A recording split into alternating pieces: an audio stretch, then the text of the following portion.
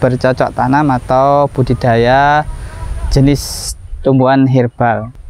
Kalau kita perhatikan kemarin ya kita bahas tentang jahe. Sobat sehat, apa kabar?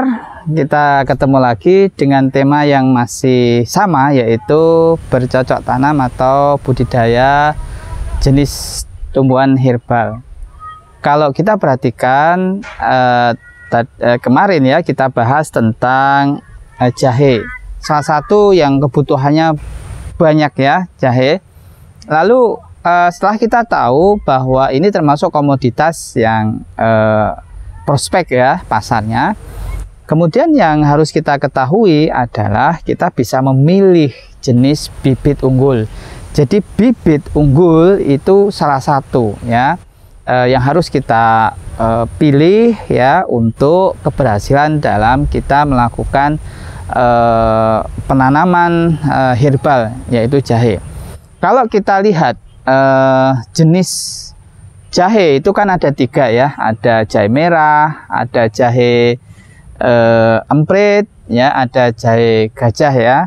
Ya, di antara 3 jenis jahe itu yang paling besar kebutuhannya untuk dunia industri jamu itu adalah jahe emprit atau jahe merah. Nah, jenis jahe emprit atau jahe merah ini itu pun juga ada bibit unggulnya yang diseleksi oleh Balitro ya, ini di bawah Kementerian Pertanian.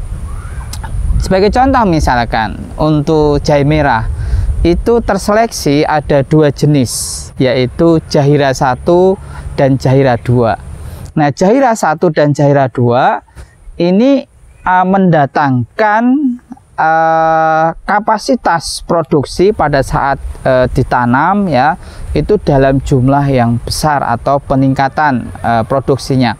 Selain itu juga jenis jahe yang sudah terseleksi mengandung zat aktif, salah satunya adalah minyak atsiri, di mana jahe kaya dengan kandungan minyak atsiri ya.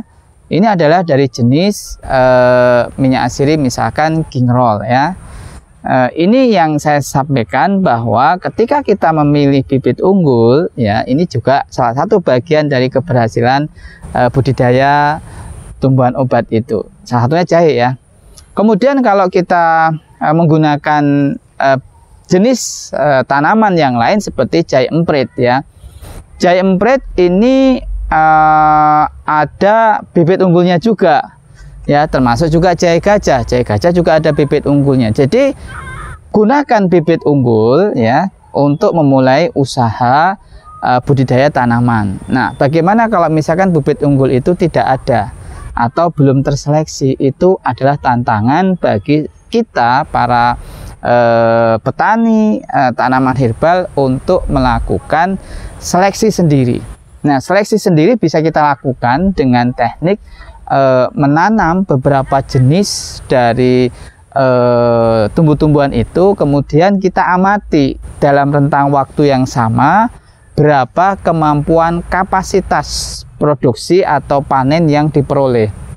Misalkan kita menanam tanaman herbal yang awalnya masih liar ya, dari daerah A katakanlah, dari Jawa Timur misalkan, kemudian kita mengambil dari daerah Jawa Tengah katakanlah, atau kemudian mengambil dari daerah DIY. Nah, kemudian kita budidayakan dalam kondisi yang sama ya, pupuknya sama dan seterusnya ya, komposisi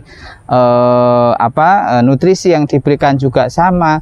Lalu kita amati mana di antara 3 daerah ini itu yang bibitnya itu atau yang produksinya itu paling besar. Kapasitas produksi atau hasil panennya itu menunjukkan adalah daerah tersebut bibitnya itu lebih unggul dibandingkan yang lain. Jadi ini cara seleksi secara sederhana yang bisa kita lakukan sendiri jika Kementerian Kesehatan belum menyediakan bibitnya. Oleh karena itu, masalah bibit unggul adalah hal yang penting kedua setelah kita mengetahui potensi pasarnya atau di mana produk ini akan dibutuhkan oleh masyarakat. Untuk berikutnya kita akan membahas pada sesi yang lain, yaitu tentang pengaruh tempat tumbuhnya. Assalamualaikum warahmatullahi wabarakatuh.